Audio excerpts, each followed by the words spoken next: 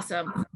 So what I'm going to do really quickly is sort of run through our digital collections kind of context at CMU, a little bit about how we approached our migration. And then I'm going to roll the dice and try and do a quick live demo of our site. Our lead developer may or may not be on the Zoom today to hopefully ask questions. Otherwise, I'm happy to connect people because I'm sure there will be questions that I cannot answer. So CMU has been doing digital collections for roughly 30 years now. So we have a lot of legacy content. This little timeline sort of is the walkthrough of our various platforms that we've been in. As you can see, we were not coming from an i7 instance. We were coming from a proprietary platform called, I think it's called Novation now, by a company called PTFS. So we were outside of this world when we started. This is not a very accessible slide. I apologize. So again, we've 28 years. We have roughly 2.3 million pages of digital content, which is, about 400,000 documents, and about 37 terabytes of content that we've accumulated over time. So we're pretty big. We're not the most massive ever, but a fair amount of stuff we needed to migrate over. Oh, I don't know what that little scribble is. Weird. And just to give you a little bit of context about some of the kind of foundational issues with our migration is that the first collection that was conceptualized in 1994 was a large congressional collection, about 279 boxes that we digitized soup to nuts. And in 1994, the theory was that we would do a very hierarchical collection, that when you navigated through this collection, it would be like experiencing a physical collection in digital form. I think, we have moved sort of past that being the main entry point, but that structure has meant we have sort of a lot of technical debt overhead in terms of how our collections are described and arranged that we are really now having to confront as we move into more modern systems. So our kind of priority issues when we approached this migration was that we needed to move to an adherence to standards. When we did our first collection, EAD didn't exist, Dublin Core didn't exist, let alone the mods or RDF weren't even the twinkle in anyone's eye. So we really needed to map everything to modern standards. We had to do what I call noise removal, which is when you've migrated your collections 5 times, there are a lot of artifacts that kind of develop over time. You can see in this little slide here, just the sort of wildness of our metadata and kind of some of the challenges in interpreting it. We needed to revisit those structural assumptions that I just spoke about. How do you present a full archival collection if you're not going through a finding aid like browser, when some of the description is based on archival principles where, information is inherited from the level above? How do we communicate that without making people click through an endless tree structure to access information? We obviously had some persistency issues that we had to migrate forward. We have DOIs is overstating it. They look like DOIs, but they are really pearls that we maintain internally. We needed to make sure that those carried forward.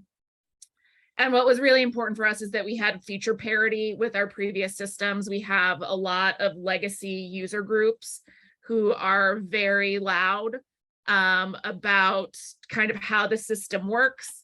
Every time we migrate, they tell us that the new migration is the worst thing that ever happened to them, and the last system was really the best thing ever, even though all they said about the last system was that it was the worst thing ever. So we knew there were a lot of features such as hit highlighting, snippet previews, etc., that were going to need to be carried over, or there would be hell to pay from our user base. We have sort of, I guess, a mid-sized team. I think some people would consider this very large, other people would consider this quite small, but we had 6 to 7 core team members. We had our project manager, Ken Rose, our archivist, myself. We had 2 developers, a metadata specialist, a digitization specialist, and we briefly had a collections data engineer. But before launch, he moved on to bigger and better things at JSTOR Labs.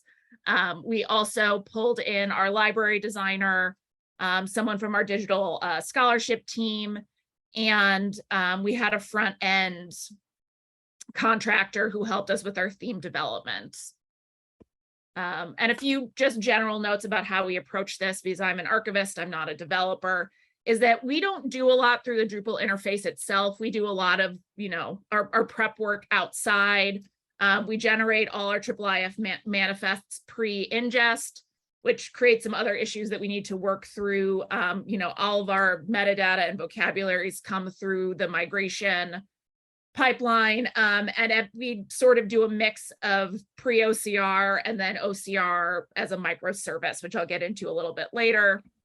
We solved some major issues, which if I have time, I'll go through some of those for our sort of future feature development. And again, FYI, I'm not a developer, and I apologize because I'm sure there will be questions I cannot answer, but I will get you to the people who can.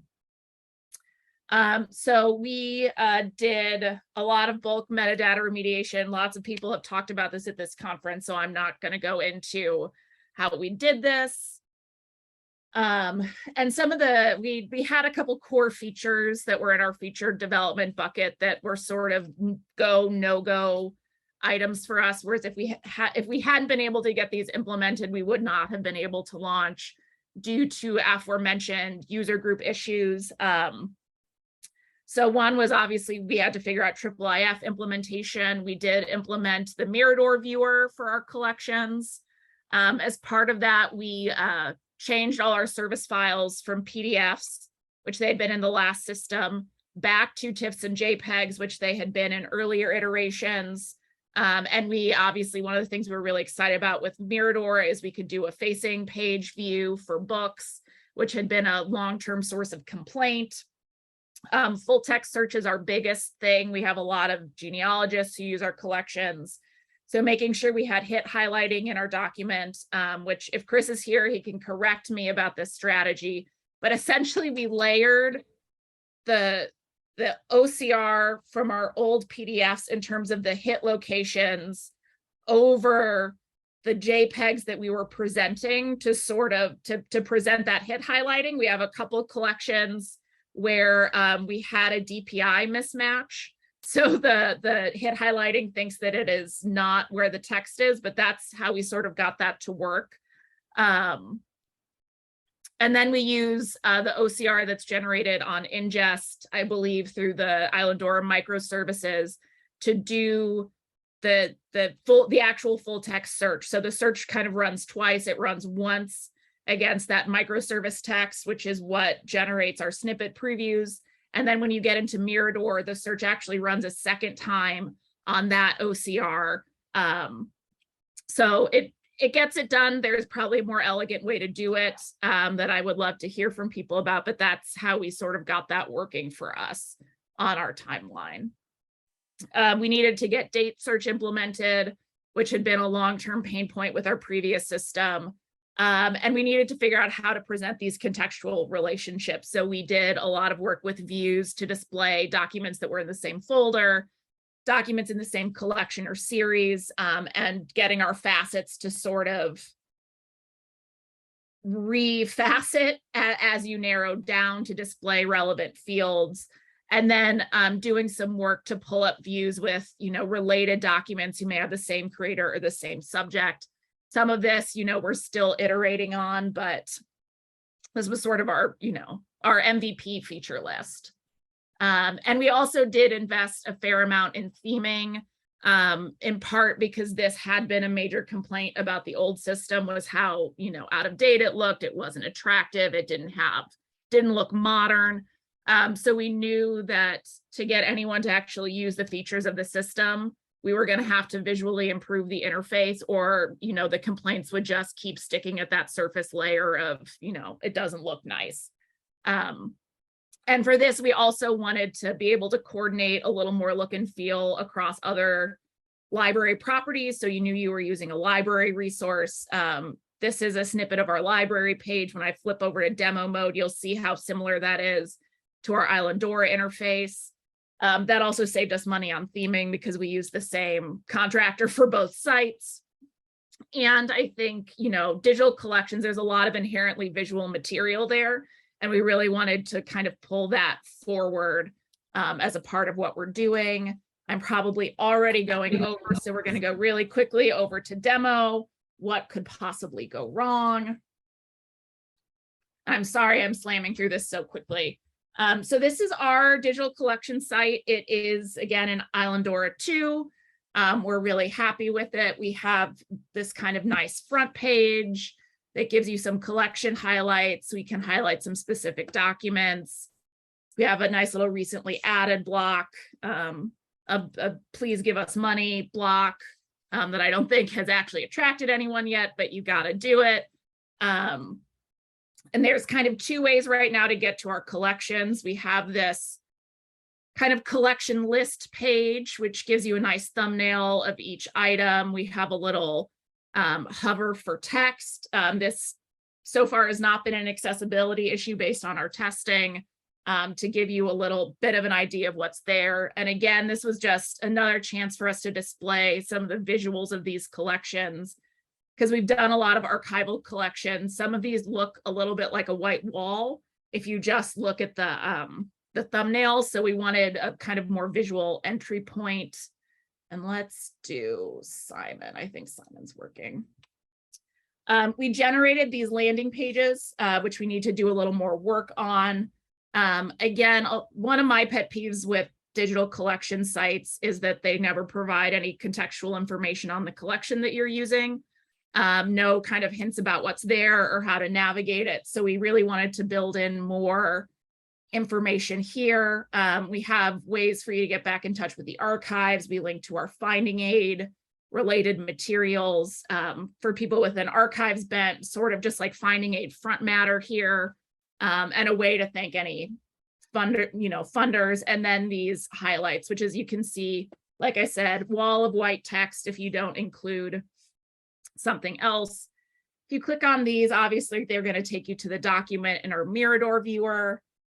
We have a nice little metadata kind of head above the fold area that you can expand down if you want, because we have a lot of metadata for some of these collections, and we didn't want to take up that much space, although some people do miss this button. So that's something we're kind of, may rethink in future iterations. We have tools and related links. Right now, a way to request access. You can get to our IIIF manifest directly. I'm hoping in some future iterations, we're going to be able to provide the text file. So just the text extraction itself as another derivative to download for people who are doing more computational work. Lots of ways to get in touch with us if you're having an issue. Learn more about the collection takes you back to this page if you came into this through a search and might need more contextual information after you search chess, and these documents come up.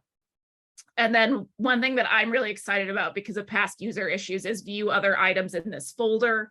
I won't get into a huge amount of our previous digitization strategy, but it involved a lot of really, fine-tune item level digitization, but sometimes you lose the larger context for these documents. So this also in this folder lets you snap to other related materials much more quickly, and then some view other items in this collection. I will demo our search page really quickly, and then I will hand it off.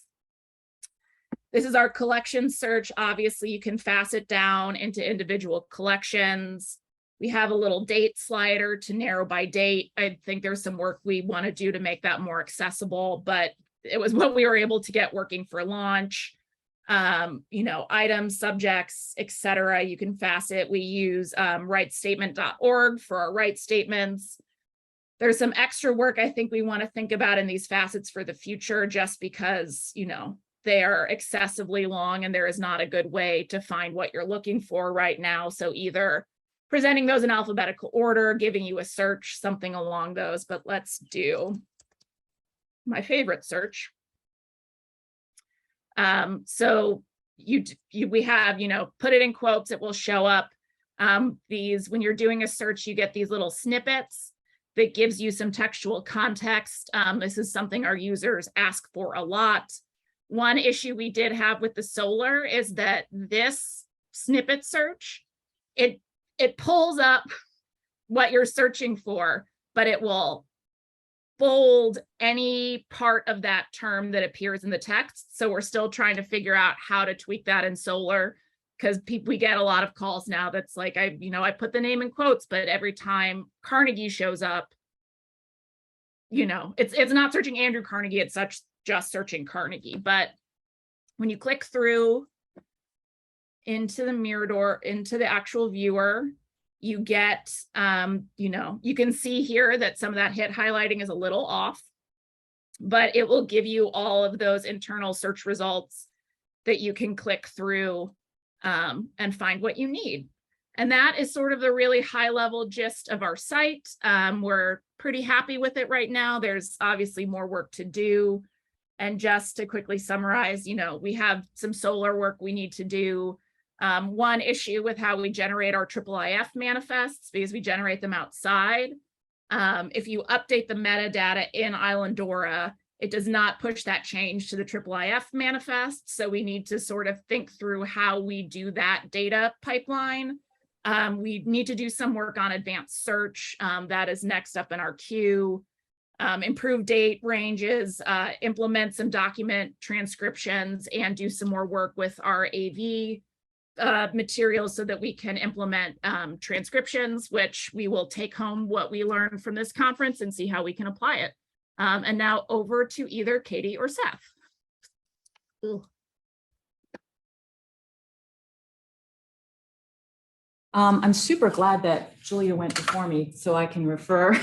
I'll be standing on the shoulders of giants, which is the great thing I think about coming about speaking on the last day of the conference. I'm finally realizing that. So the giants include Paige and Michelle from yesterday, and everybody who's already talked about their new Islandora site. The reason our panelists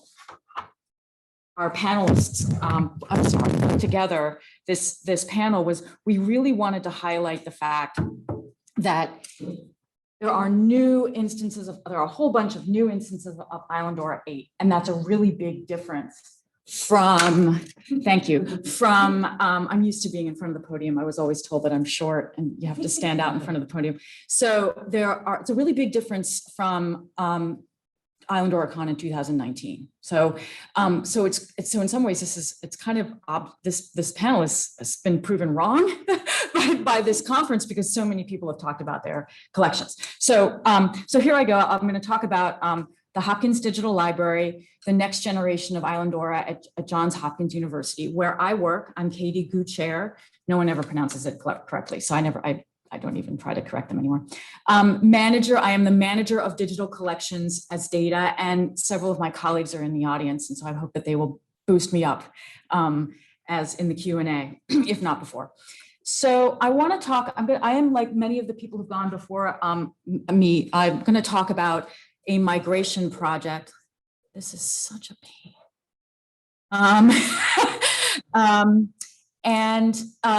We, like every other institution, have a legacy IR at Johns Hopkins. It is an instance of DSpace. There were probably things that went before it. I don't know of them. I've been here for 3 years. So DSpace is really what I deal with. It's an IR, institutional repository in the traditional sense, but it also contains digital library collections. And I'm going to be primarily speaking about those today. Those are the things that we migrated over the past 3 years. J Scholarship, DSpace has a number of great things about it, and I'm happy to talk about those in the Q&A. But it is not an ideal platform or showcase for library collections.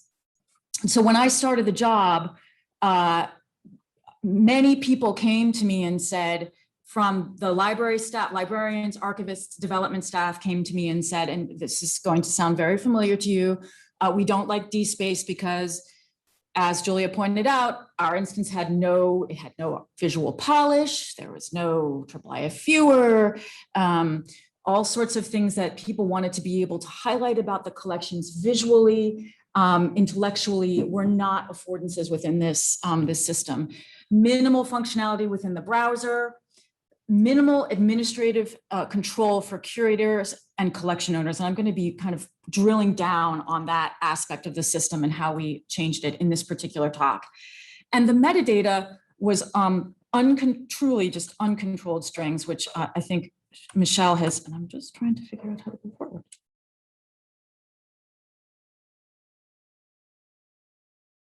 No, what's going on?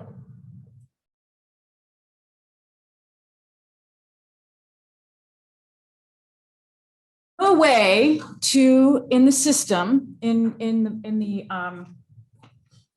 Islandora system, I'm sorry, in DSpace, I want to take it with me, to disambiguate Jane Seymour, the 16th century Queen of England and third wife of Henry VIII, from Jane Seymour, the 20th and 21st century actor. There actually are no instances of Jane Seymour, I think, Michelle, is that true, in our system, but it's a great visual. And I'll be returning to it. But I'm going to give you this is as much of the introduction of the whole project as I'm going to get into today. So I'm standing on the shoulders of Julia and others with regard to all the features in our system. We do have a lot of those features, but I'm going to drill down on one today. So moving from J Scholarship to the Hopkins Digital Library, we chose 5 pilot collections. That's why I asked you that question. Page, I highly recommend a small chunk, just under a terabyte of data. And the 5 collections we chose that were digital, as I said, digital library collections that represented, I'm going to put a little asterisk by this, the range of formats in our collection. So the graphic and pictorial collection, also very highly used, very popular collections. Graphic and pictorial collection, which is JPEGs, some TIFFs. The JPEGs are the ones that are exposed. Maps and atlases, ..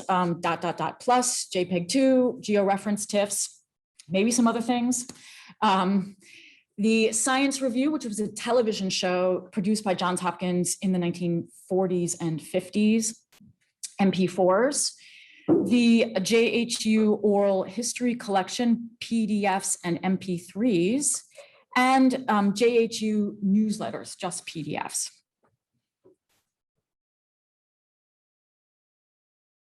There it is. And the URL is blocked. Hello. Moving my cat around. So there it is. That's what it looks like. And there's the URL under there. And I invite you to ignore me for the next 15 minutes if you'd like to, and play around. It's not finished. Don Richards is doing a lot of work on it, but I'd love to hear feedback, and I hope you two would. Okay.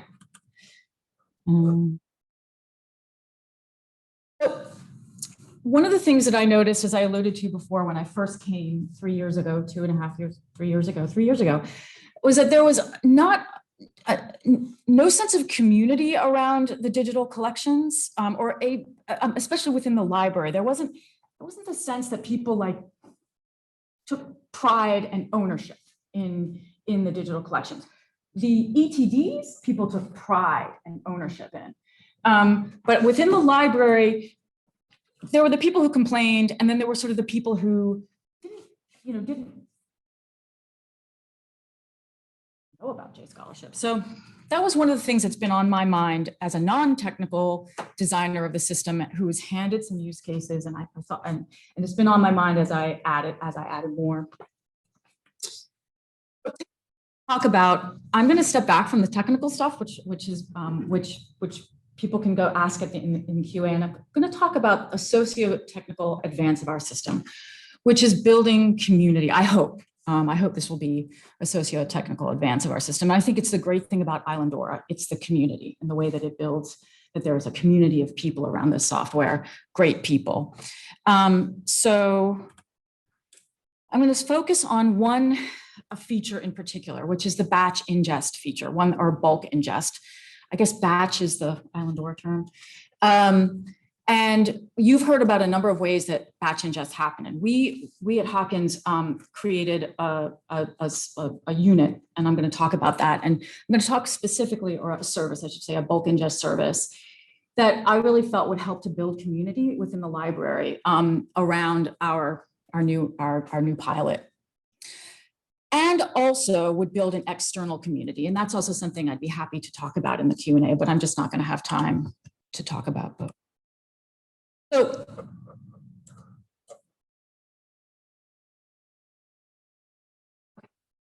with J Scholarship DSpace, if you wanted to update, if you wanted to add a batch of stuff, metadata and content, you had to go through a kind of a bottleneck, essentially, of two wonderful staff. One metadata librarian whom you've already met at this conference, and then somebody in LAG or in our library applications group. And you had to be able to use, they were able to use Python scripts and a command line. So it really quietly limited a sense of control and agency among the librarians, right, over their collections, because, and it could really limit the amount of time that it would take for your collections to be updated. So just for example, Michelle said to me, to update, to disambiguate Jane Seymour from Jane Seymour might take a month of going back and forth as a subject, going back and forth between the stakeholders, of digging down into the data with Python scripts and identifying each and every instance. That's a real downer for a librarian. So, and one would think also for a metadata librarian, for a curator. So, okay. So we developed an ingest module. IDC is the name of our development group, Islandora for Digital Collections. And it was made 100% of Drupal.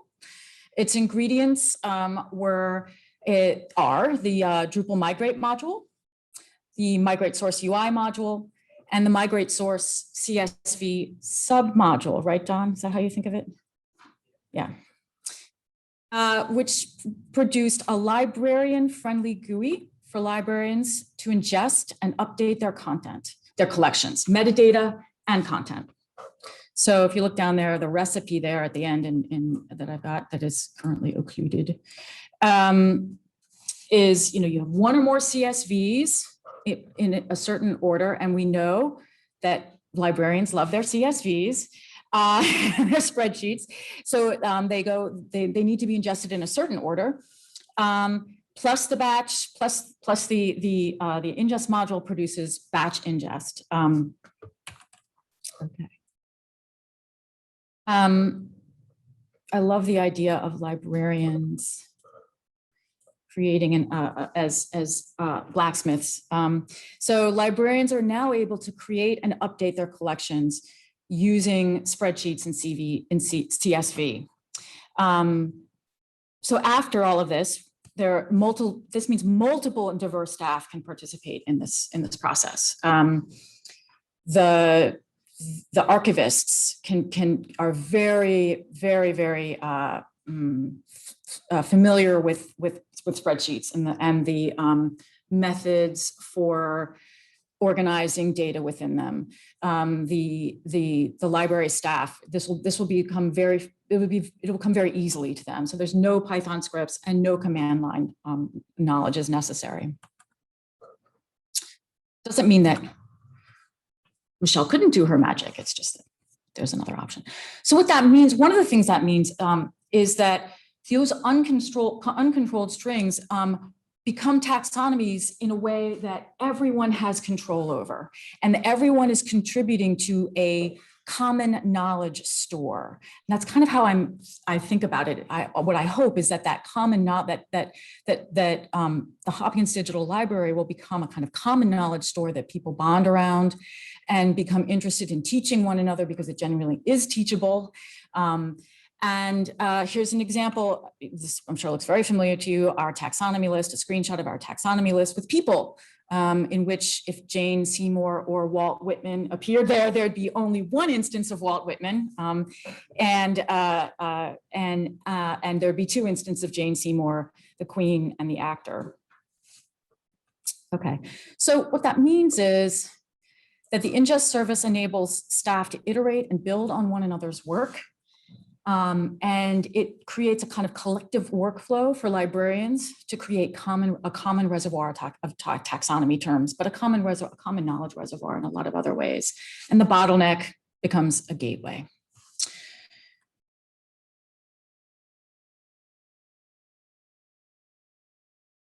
Folks who helped me.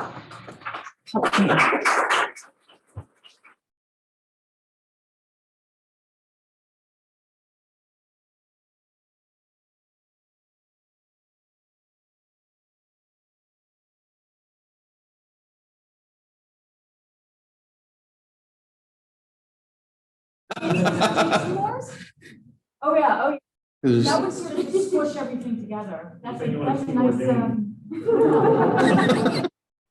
deliberate ambiguity.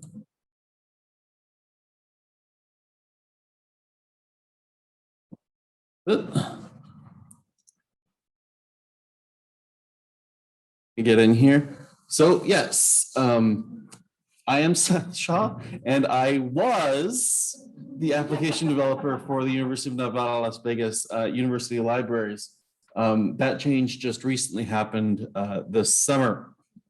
But I'm going to talk about this project that we worked on, moving from Content DM into Islandora. So some background, because we all like the background, and a lot of this happened long before I showed up. But we began in the library digitizing materials back in 2006. They adopted Dublin Core, but they had very little metadata, and metadata was copied from MARC.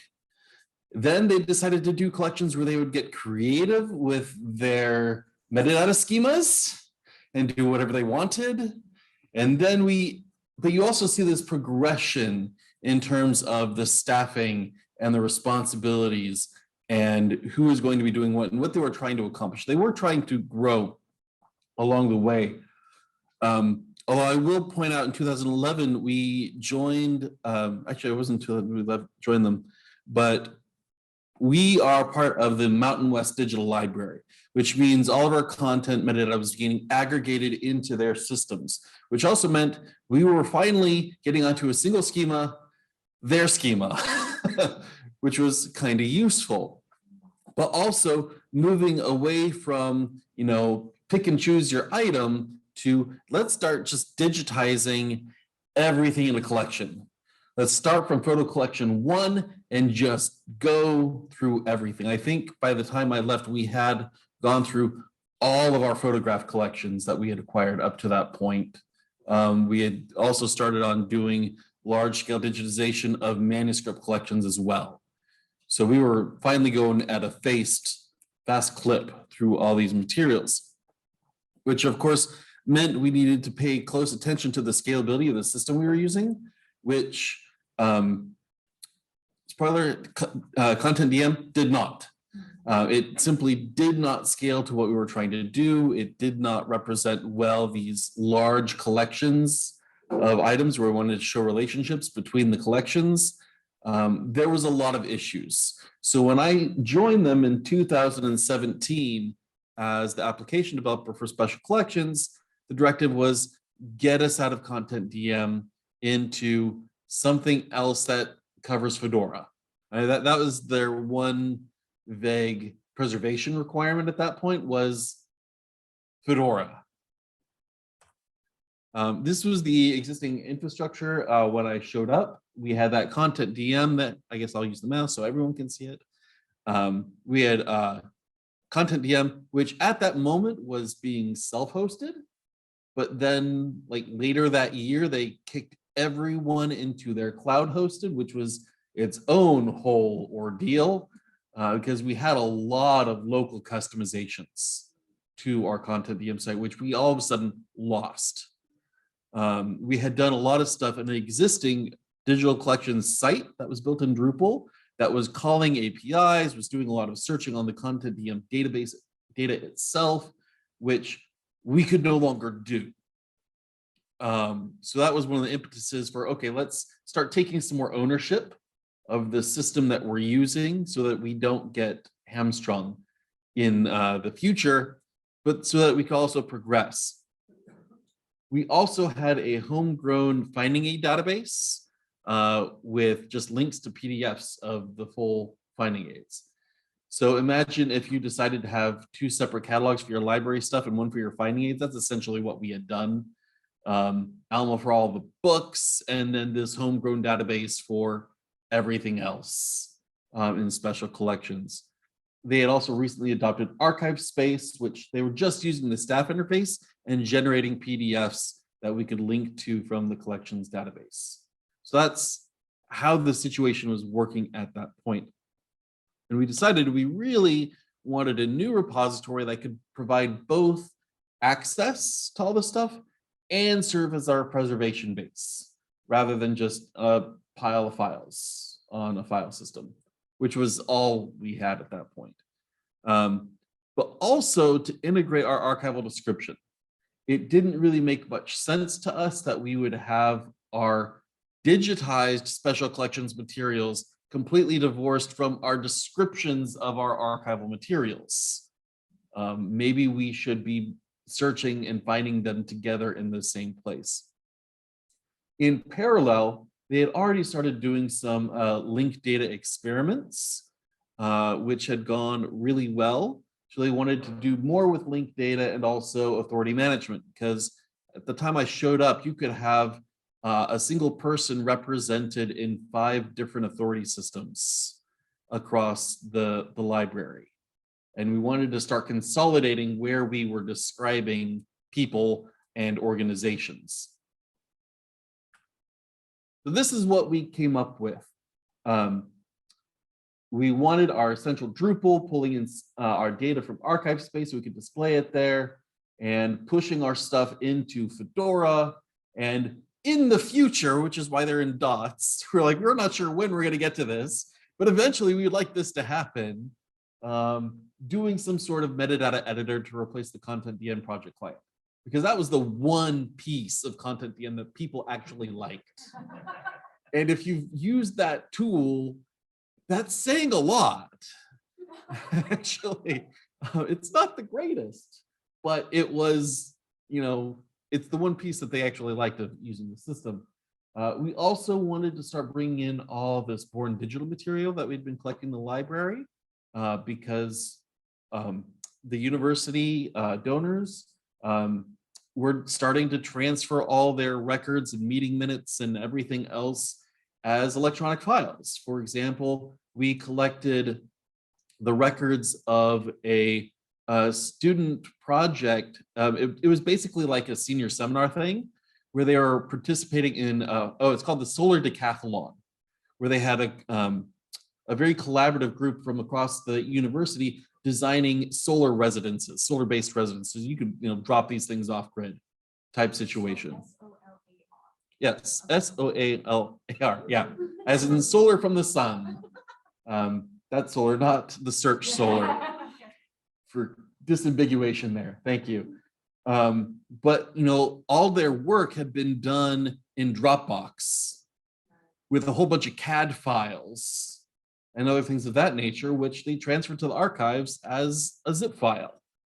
Eventually we're going to have to bring that material in as well. We were thinking about Archivematica, weren't necessarily 100% sold on that, but we knew we wanted to get there at some point with this system. So we needed a solid base, and Content DM simply wasn't going to be that. So that was the goal. Of course, there was a lot of things that had to happen first. You'll note that I keep referring to the fact that this was 2017. where we did not yet have the new Islandora yet. We had something called Islandora Claw, which was the development effort around getting Islandora to work as a Drupal 8 plus and Fedora 4 plus tool, which it was not yet. We also, of course, had the great migration of all of our content from the past, how many years is that? Back from 2006 onward that we'd been doing, and we're continuing to grow. Right? How do we get all this stuff in there? We also had that existing Drupal exhibit site that we still wanted. There was still a lot of great description and context of our materials in that site. We wanted to integrate that, or more specifically, integrate our Islandora into it. That was a questionable decision, which I'll mention a little bit more later moving forward, but also getting our archive space descriptions in there as well. So those are some of the big things that we had to tackle moving forward.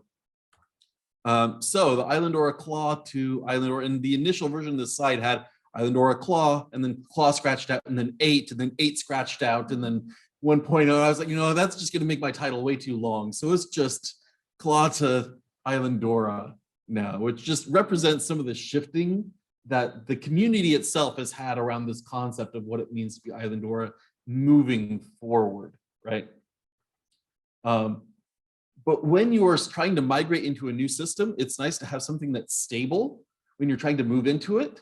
Claw was not, as is represented by that first bullet point and sub-bullet points of significant architecture changes that were happening over the course of the year, while I am, frantically trying to figure out how we're going to incorporate it into our library, while also helping to build it at the same time.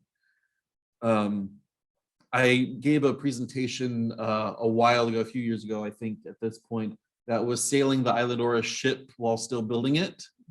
Yeah, we were trying to sail this ship while we were still, laying down the decks of it.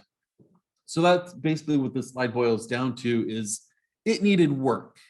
And since people were talking about, size of teams and whatnot, although the whole migration team was, a decent size, we had 2 people, really 3 people in digital collections that were working on metadata issues and advising on the look and feel. And I was the one developer. And so a lot of my time was in the community helping build the thing for the first year. Like sometimes when I come to IslandoraCon, I see all these great projects that were done within like the last year or 2 years. And I'm like, I was so slow. I have to remind myself I was helping build the thing. So it's okay. It's okay that we took forever to get this done. But we made it, and we're moving through. Talking about the Great Migration, a lot of this work was being done by our metadata librarian, Darnell Melvin, for those who might know him. Great guy, brilliant guy, who also loves linked data, helped write like 2 books on the topic. But we were trying to consult, not only just bring over our metadata from Content DM, but also make it better and to help it better support linked data moving forward. So he was pulling down the legacy metadata from Content DM, but also realigning that to our new metadata map. We were up to like 3.1.1, complying with the Midwest Digital Library schema, but also doing things like pulling in URIs from the GeoNames URI, pulling things from genre forms from, I don't remember which vocabulary he was using, so let me move this out of the way. Getty, of course, but also pulling out itemized names and itemized subjects to query LC Link Data Service or other for known labels and URIs, that sort of thing, and then consolidating that all into something that we could pipe over to our migration tooling that we were using. He is an Excel master. Like almost all of this was being done in Excel, including the API lookups to different places, writing a lot of VB script and stuff like that. So we would have these Excel files with like 5 tabs of sheets in there with various versions and cleaning and remediations coming in through there. So he did a lot of work because, again, a lot of history, a lot of different schemas over the years that we were consolidating there. But that is yet completely different talks which we've given in the past. And that click means to go forward, right? There we go. Down was working rather than right. Yeah. Yeah. Anyway, so once we had this metadata ready and went through, so that last slide is consolidated into this one remediation slide. We still had more work to do because, first of all, we had to translate it into something that the Migrate API would understand for Drupal, which was a fair amount of work. And there was a number of plugins that we had to develop for it to get it to work properly before testing it on the development server, which then, of course, dotted arrow back was informing what we did wrong the first time. And so how we could do it better. So this was a very iterative process where sometimes I was getting feedback where, yeah, it was my mistake. I can update it and fix it and push it back. But sometimes it revealed other larger scale issues with the metadata remediation, which then had to point back to the metadata remediation. This was separate from actually the file inventory review. We did not want to deal with the files coming from Content DM because they were basically service file derivatives of our originals.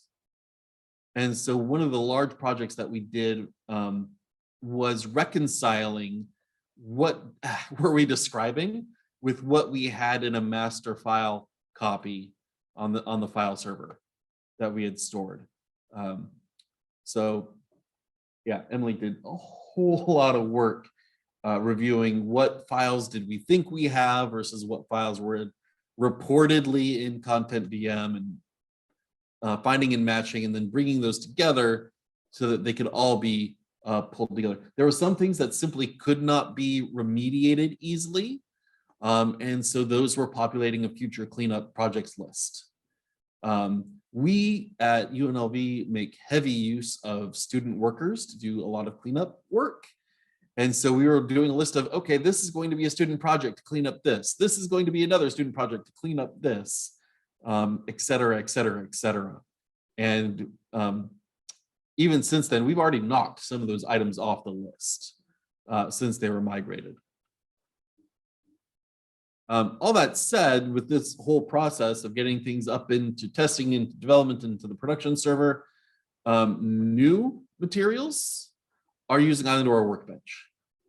This is one of the things that when I knew I was going to be leaving UNLV, I was insistent upon happening before I left. I did not want to have to leave this whole process, even for newly described things that didn't need remediation, but just needed initial creation and quality control, onto the staff that was going to remain behind. I wanted to put the ability to run checks in the hands of our digital collection staff before I left, because this was just going to be untenable. I did leave thorough documentation of how to do it if they ever needed to go back and reuse this tooling, but the goal was to not let them. And actually, they took to it really well. Basically, over the course of 2 weeks of them testing it, and then they were already going with it.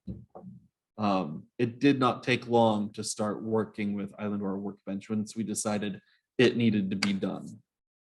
And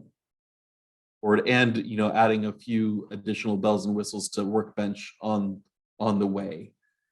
For example, we created a view where they could select, based off of the digital identifier for a particular item or a range of digital identifiers, get a view to download a spreadsheet that was essentially the same as what they were going to be putting into Workbench, right? So that they could do that metadata remediation of things that already existed using that tool. Another thing that we did, and I'll talk about the archive space integration later, for things that hadn't been digitized yet, we wanted them to be able to download all the archive space, archival description that we had from our Islandora site into a spreadsheet that is then the basis for digitization and upload moving forward, to ease that, to make that workflow as easy as possible for them. And I can talk more about that if people are interested in that moving on, because the previous method was download an EAD, throw it through an XSLT, and then you still needed to deal with how linked agents worked and things of that nature, and EDTF, which no, that's transform did no consideration for, but this made it a lot easier with the workbench. Anyway, I'm rambling at this point, so I will keep on moving forward. But there's been many talks about migrations and how to work with them, and I can share with them later. But suffice it to say, it was a lot of work. If there was anything from beginning to end of this whole process, that probably took the most man hours, was this whole migration process of all of our materials from over the years. Down. So let's talk about our getting our archival description and digital objects in together. Actually, I was skipping over. Yes, that's right. We are integrating into an existing site.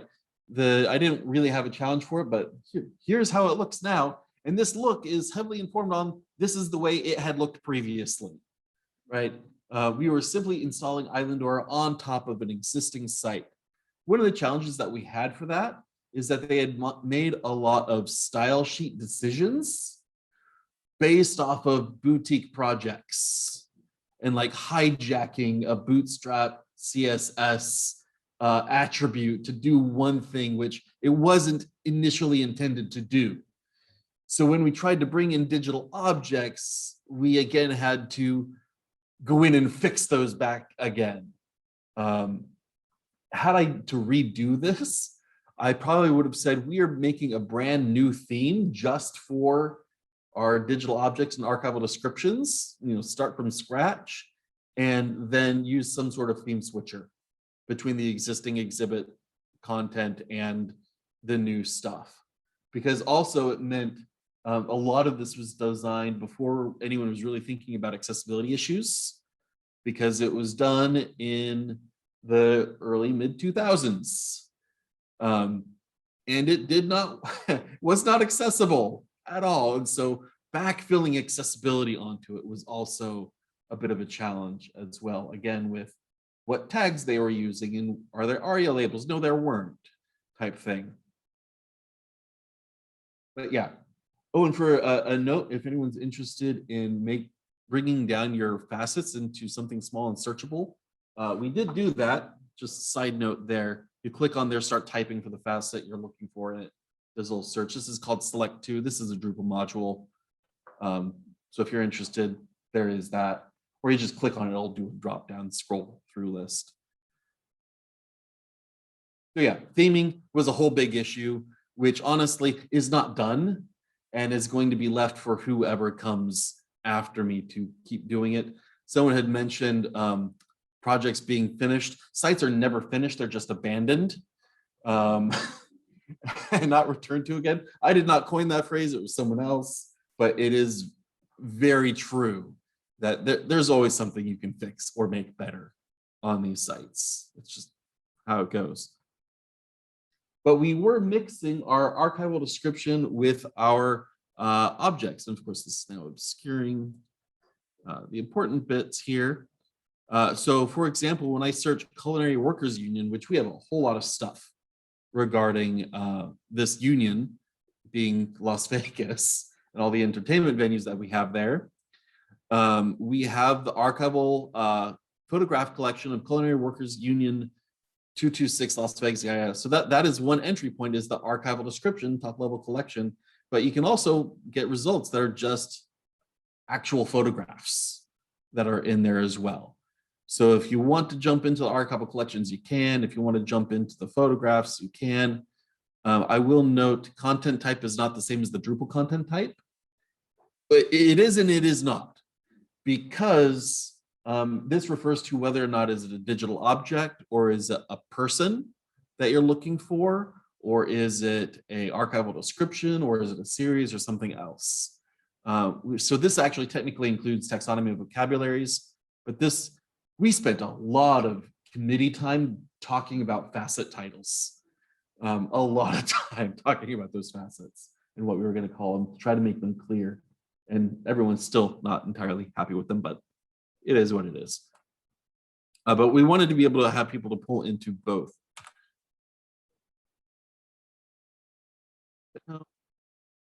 So the goal, which we were able to accomplish, and again, things are in the way. If you just clicked on Culinary Workers Union and saw your archival description there, which was being pulled in from the API, and I have other talks that talk about the whole integration project, so I can refer you to those or answer questions.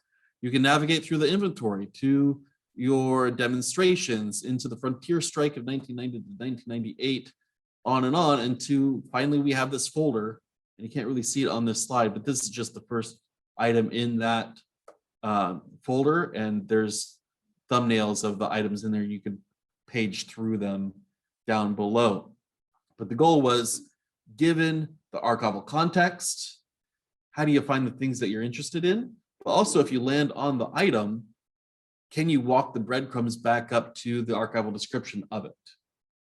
So we wanted this to be a natural flow from one to the other, not that we have archival descriptions and we have digital objects. We wanted to be able to flow between the two. There are quite a few instances where this is a bit clunky, and I didn't include this as a slide. I probably should have.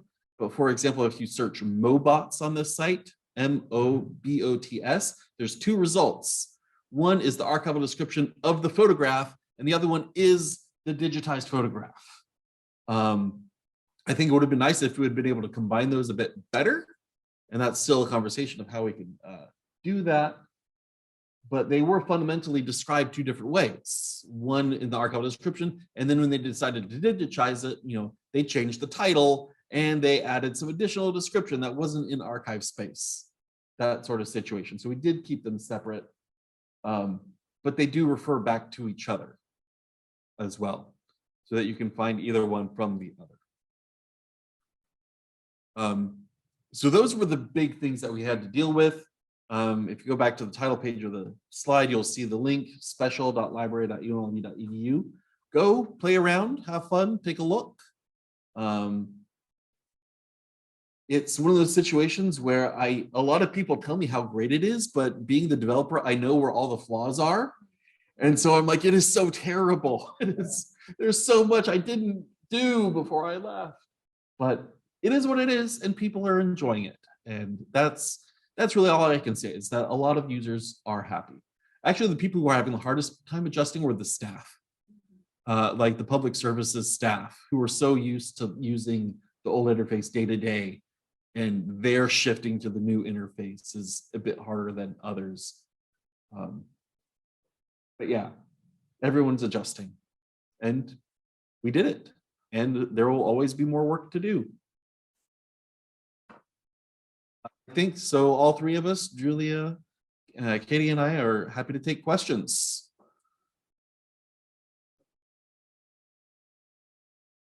How much work did you have to do around like customizing?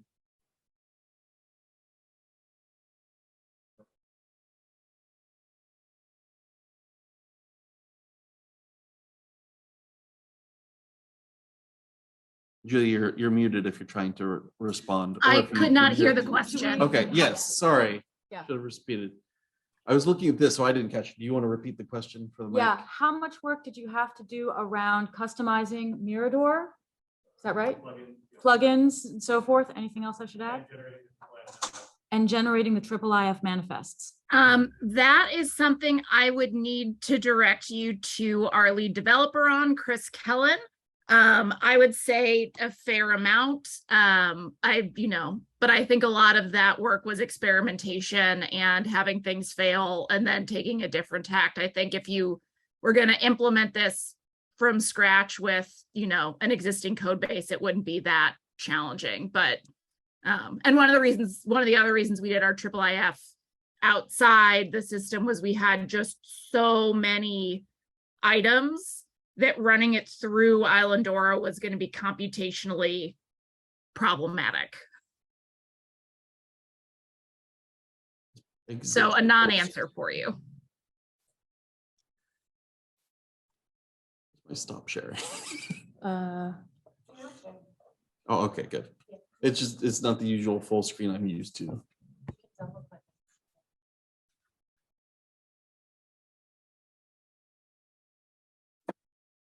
This way I want to be able to see our chat because there's been a bunch of chats in here which I know I've missed. There was a comment from Will about the linked data books you mentioned. I guess what was there's a writer you mentioned who had. Oh, Darnell, search Darnell Melvin. He's written mostly chapters in books. Some of them are still forthcoming. So link me later and I'll connect you to him. But yeah, they're talking about linked data in the libraries and social implications of linked data, that sort of thing.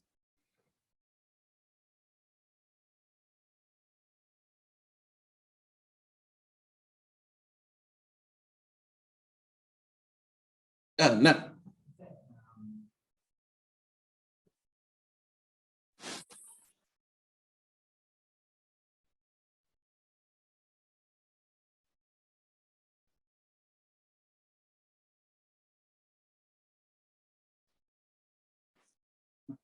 Any lessons learned with respect to architecting the new platform, especially with respect to content modeling, use of taxonomies, and your contribution to developing the control tag systems?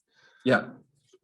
So one point about how we were building the ship as we were going is I had used Drupal years before, but the Drupal I had experience with was not Drupal 8. And so I was still relearning a lot of things as we jumped into the new version of Islandora. And so there were things that, we made out of expediency, like date, the EDTF, and the typed relationship, which worked for what we were trying to do with it, but didn't necessarily hook well into other parts of the Drupal ecosystem, which I don't even know if I had known Drupal well that I would have been able to foresee that well. To be honest. And so I don't think I can really fault. Of course, I'm saying this about myself. It's not me. It's the way it was, right? In terms of architecture, one of the things that we did do is we started out with a split server to where we were focusing on our front end server being Drupal, Solar, and Cantaloupe, and everything else on a back end server, right? What we've actually ended up doing since then is we've shifted to the full stack on one machine, because one of the scalability things that we dealt with was mostly in terms of IO between the services, and having it all on one machine made that faster, a little bit easier to maintain. But it also meant that we freed up the other server to serve as a failover for the entire server. One of the things that was nice about the whole split server in the first place was that if Fedora went down, it didn't necessarily impact the front end and vice versa. You could have some separation of concerns there. But it also meant that if the front end went down, we didn't have anything else to start back up and replace while we tried to figure out what was going on with the operating system or the disk that failed, et cetera. So really, in terms of system stability, having a separate server that we could spin up while we were diagnosing hardware issues with the other one was a reason for this architecture shift. We're trying to manage the machines that we had in the best way with the system that we had. And it ended up having the full stack on two separate machines, just made in front of it really wasn't a load balancer, but it was a front-end intercept route to which site we were currently using as production, as one of the infrastructure things. In terms of content modeling, that we would have changed anything in terms of what we're doing right now. There are conversations about the broader Islandora community and the whole node to media, media to node, and multi-file, which I don't think is necessarily, because I was just addressing what I was doing in the context of my institution, really wasn't something that I could, wasn't really a question. It's what the community had decided, so that's what we are running with. And again, being a lone developer, even if I had liked the idea of doing the node to media instead, I wasn't going to roll that my own, because I was one guy who, had I gotten hit by the bus or recruited by someone else, didn't want to leave that individual deviation from the community on UNLV's head, right? I didn't want them to have the burden of supporting that deviation if necessary, which is one of the reasons why I made the controlled access terms module. I was saying, hey, Danny, how about the Islandora take over this? Because it was no longer mine. It was no longer UNLV's. It was the communities, and so UNLV wouldn't shoulder the burden. We had previous projects like that, where the developer had done some cool new thing. He had written it in Node because Node sounded cool when no one else in the library knew anything about writing in Node.js. That he left, and then the rest of us just shrugged and kind of shoved it into the corner and ignored it because we couldn't support it. And we didn't want to fall in that situation, given we only had one developer that could really focus on the repository, and we were a PHP shop. So that probably talked around the question more than anything else, but hopefully that was insightful.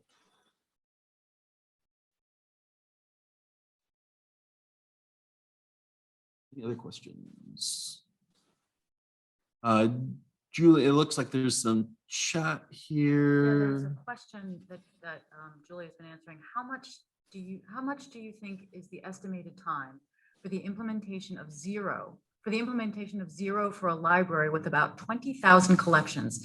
This to propose a project like you, the only thing that would not be a migration. And Julia responds, are the collections already digitized and described? And he says, there is 50% already digitized. So, and Julia's response, we started the process in 2019, launched in December 2021. Granted, there was COVID in the middle of that. So I'm going to put that side in there for her, because that was a significant drag on a lot of people's migration progress. If that gives you an idea, Metadata remediation actually ended up being the first thing we had finished. But like me, they started the process before our Islandora was stable. The other thing I'll mention in terms of bringing stuff from one site into another is that how diverse and how deviated is your metadata from where you want it to be. Right. Like it is hard to quantify how long is it going to take you, because you don't know how much remediation there's going to be. Like not knowing how much remediation there's going to be, it's widely going to be different. How much staff time you have available is going to be widely different. I don't think I could even do that in FTEs. The experience of the librarians, there are so many variables. It is really hard without very intimate knowledge of the institution and the collections to give a time estimate. And like and that. I'll add in briefly that, one of the surprising, very time-consuming things we came across in our migration was our master files had sort of spread far and wide across library systems. So we ended up spending a lot of time tracking down our TIFF masters for 30 years of digitization projects and putting them all in one place. So, this is so contextually dependent on what your setup and your resourcing is, and what technical debt you have to address, and what additional, features and affordances you need for your user base. Yeah. Yeah, with that caveat, I'll just give you our statistics at Hopkins. We started our migration pilot of 5 collections, less than a terabyte of data in late 2019. We're about to launch 3 years later. Yes, COVID was a drag. We had a huge, relatively large development team, lots of in-house developers, and but there was a lot of learning. There was a big learning curve for them in Drupal. I remember that was a big, and we probably would have saved ourselves a lot of time if we had brought in the contractors earlier in the process. I'm seeing some smiles among the contractors who are here. Yeah, every institution is different. And, you know, we had a lot of developers on our team, but Islandora and Drupal was very new to them. And there was a lot of griping about PHP. So, yeah. Yeah, I say, you know, we took 5 years to really fully, it was really 4.5. But again, we were trying to build Islandora as part of it, help build Islandora as part of it. So again, it's very contextual and migrations and everything. And I just looked at the clock. We were 16 minutes into lunch. So thank you all for coming, and please go feed yourselves. And we'll all be on Slack. What was that, Julia? We'll all be on Slack. Yes. Yes. Follow up with us. Thank you.